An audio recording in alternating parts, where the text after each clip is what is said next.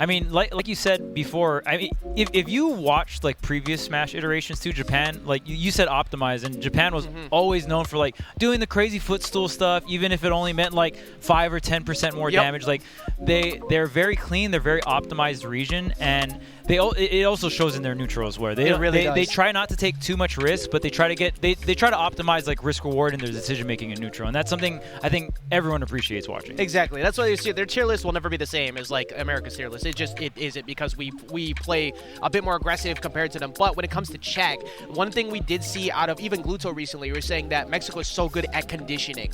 Yeah. It's going to be very difficult for Alice to deal with that conditioning, because Chag is amazing at getting you to stay grounded. He not only utilizes short hop nair very well, but he utilizes the invulnerability on that back air and that dash attack to just get you to stop moving, and then he just takes advantage by moving you to the ledge. We're going to have a very good one here as we get into game number 1. We got Alice representing Japan and Chag representing Mexico here in Smash World Tour. Yeah, and Chag also, I believe, the last representation for Palutena as well. A character that we saw a ton of play. I know Mute also has a pocket Palutena, but it's a point that New York was the house of Palu. There was like 17 of them over there, and Chag, like you were saying, one of the last reps. What is it about Chag that is just so strong by comparison that allows him to stay relevant with this character?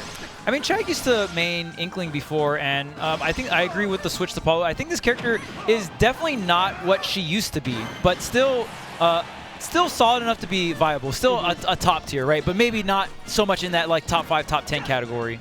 Yeah, I think the thing with her is simplicity is key. She's so good at just utilizing her tools that shut down the game. If you were trying to pick up a character that's like a high tier so you can understand how to play the air-to-air game as such, she's one of the better picks to go with. And that's really good against a matchup like Roy, who wants that short hop nair repeatedly to get the combo started. Yeah, Palu definitely dominates the air-to-air game. Her neutral air, being disjointed, comboing into itself, very powerful tool, and even up air as well. You also have back air. You have so many different aerials that, win air-to-air, but in a different way. Yep. And just utilizing all of those different things is what makes a strong Palu player. Exactly. Now, the strength of Roy, at least, is that once you get whiff punishes available on Palu, who's overcommitted at any points, you get so much damage. And it's very easy to react based on sound cue to when she's going to go teleport to the ledge. So you can adjust your ledge trapping based on how often you catch on where they like to go early or late. And that's going to be really good for Alice if he can get a hold of Chag. And the kill power definitely in the department of Roy, who is granted getting tech roll red quite a bit. Very good job not using that up B early, because that could have been counter, and that's the stock. Okay, there's the down tilt, and Alice finding it very difficult to get this opening. Chag has just been dominating the neutral here. This is the one like ledge opening that we're seeing here. Forward air is not going to be enough on that ledge jump. That's good too, because that was the 3rd time that Chag jumped from ledge for free, and now forcing him to stay grounded. He's doing a great job at ledge trapping. Probably going to cover roll here, because you see he's hovering around roll because he jumped and he got neutral cut up last time. Very aggressive approach from Chag there though with the nair.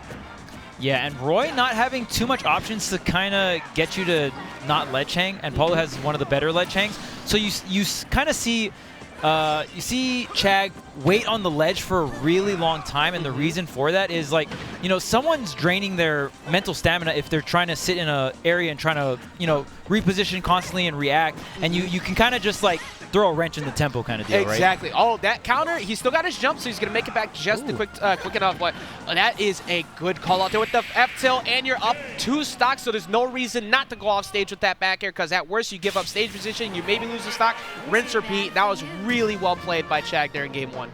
Yeah, and I mean, just the forward tilt to start it all off.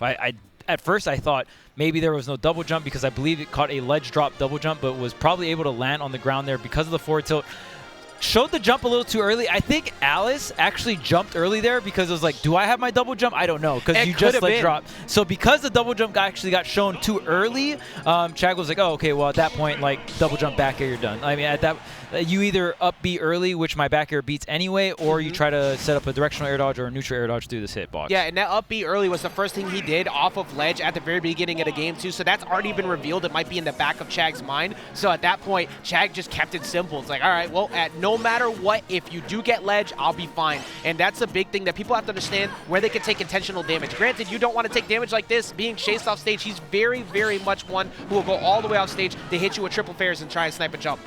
I like the parry right into the shield again, and then just getting that up B out of shield. Sometimes not every character has extremely fast moves out of a parry to punish every single thing, especially multi-hit moves. I think like most multi-hit moves, you want to have like a frame 3-ish option or a frame 2 just to like be able to parry and then hit on the multi-hit. Because you get like 3 frames of invincibility or like frame advantage off of a parry, right? So if you have a frame 3 move, then you usually, no matter, even if it's multi-hit, you can parry into a hit. Yeah, it's so important. And much like right now, like the importance of getting that first stock was very much crucial. And Alice going for the high recovery there, mixing it up a bit. You need to close out the stock because Chag is just taking away. Good job not rolling in right there, but the percent is very even. One bad mistake at ledge could lead to a stock that you jump and does not get hit by the backer. Watch the falling nair into the up tilt as well. That is another confirm. I don't think it'll KO just yet, but you know, it is right there going into the drag down and getting another pivot grab. I think that's the second time we've seen a like pivot grab that did not look intentional there. And if like the pivot grab didn't happen, Chag would have got the grab, maybe snapback or something of the sort. I think that Chag was assuming that he was going to be on the left side and ended up mistaking it. But using auto reticle, no matter what, because the jump was gone there, he dies anyways. So he had to read that with the up B early on. That was really good from Chag. What is it about Alice now? We talked a lot about Chag. What does Alice need to do to get a dominant control? These up Bs have been pretty good to stop the air airs, but now he's just getting hit by downer and over and over again. Some of these double jumps off stage is definitely a thorn in the side for Alice here.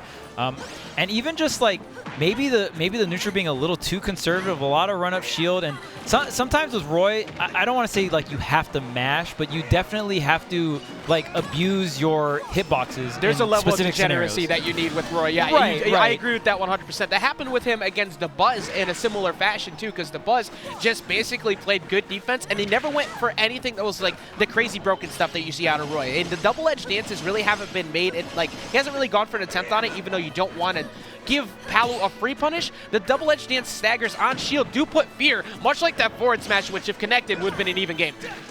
Okay, Nair 1 not going to convert off of it, gets the parry once again, but going to drop the shield. Almost getting the back air on that directional air dodge, and Chag is in the driver's seat at the moment. There's no double jump. God! Well, all right then.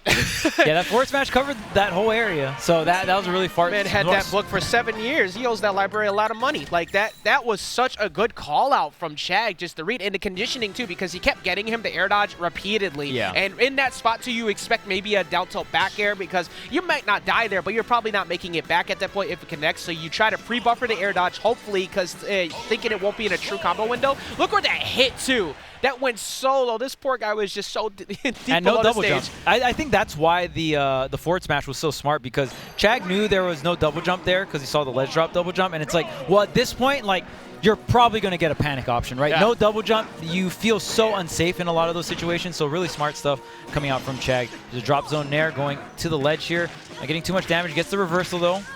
There we go. That's that offstage pressure we talked about before at the very beginning. Oh, decided to go for the upbeat to the other direction, maybe trying to read a roll or something out of Chag off the shield pressure, but Alice has to get something started ASAP. These upbeats are working a bit more. He's getting some damage, but he hasn't been able to keep advantage. He gets one hit, and it's back to neutral. He has to be able to force advantage. That's a really good pressure string that he had on that platform. Let's see if he can close it out, Charles.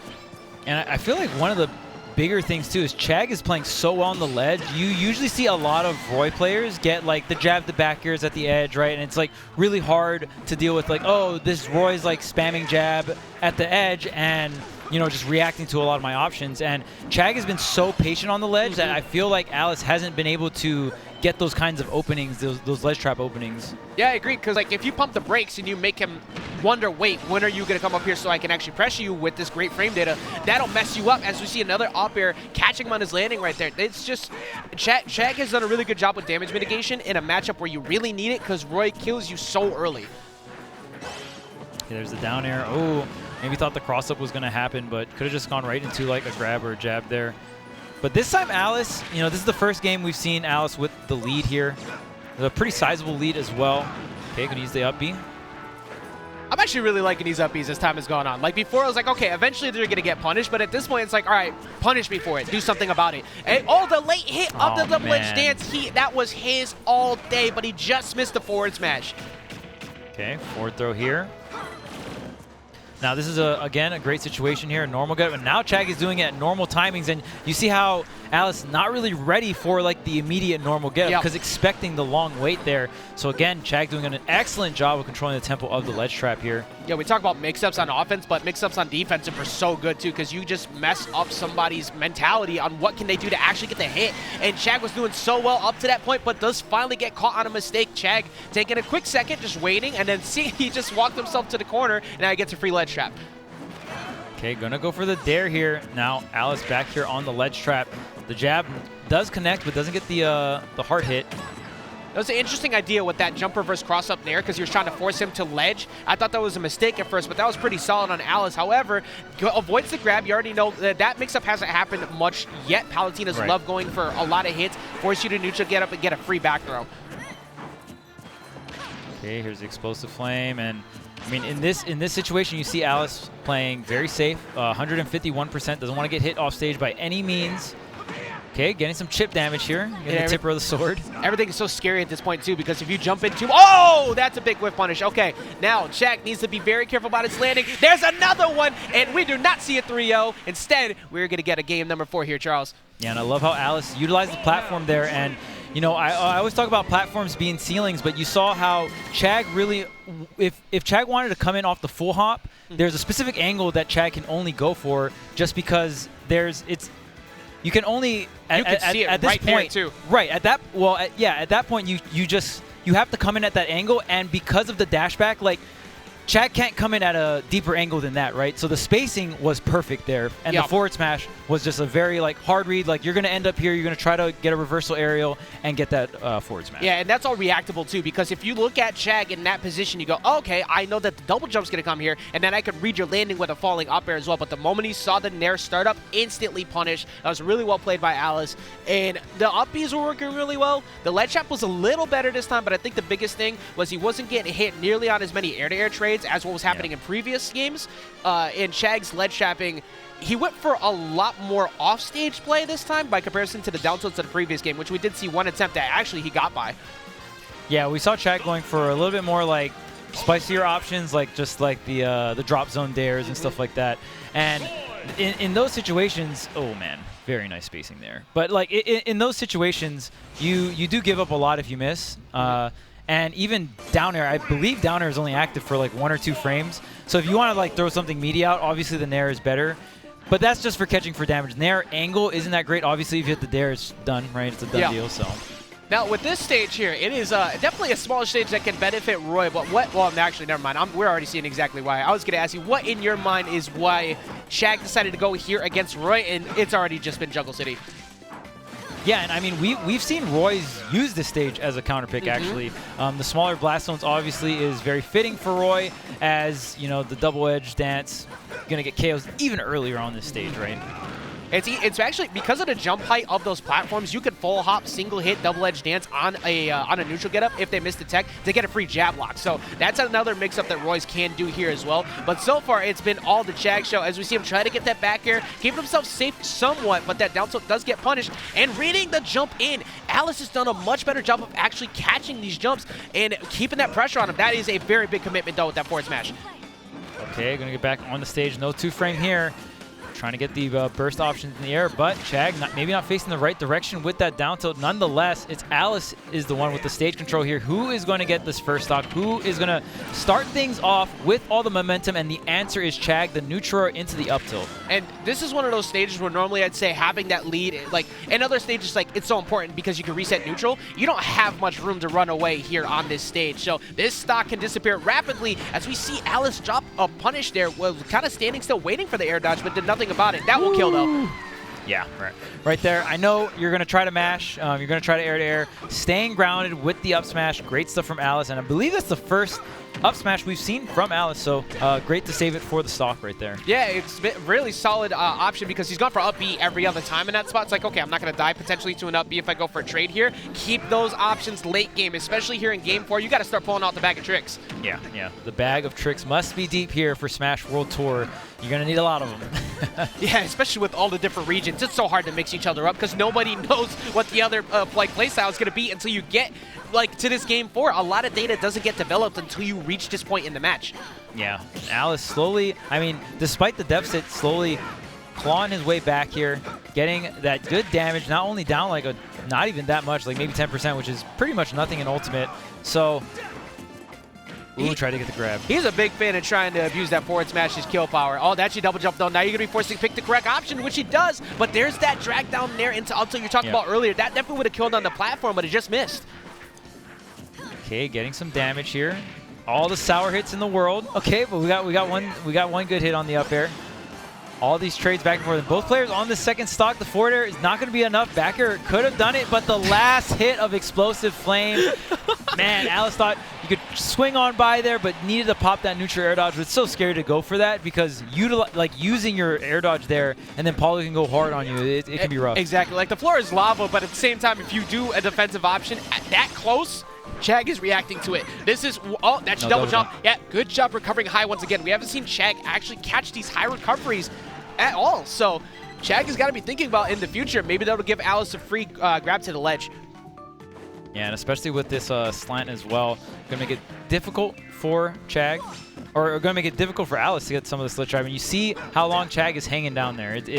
And the longer you hang, the harder the ledge trap gets. Yeah, you do not want to constantly re-grab that either, because at some point Alice could just surprise you with the drop-off back air, which that luckily did not connect on his end there. He did not get the counter. Up throw maybe at this point. No, good DI. That move is not nearly as strong as it needs to be for Roy's, but another one, possibly what Palmos could do it.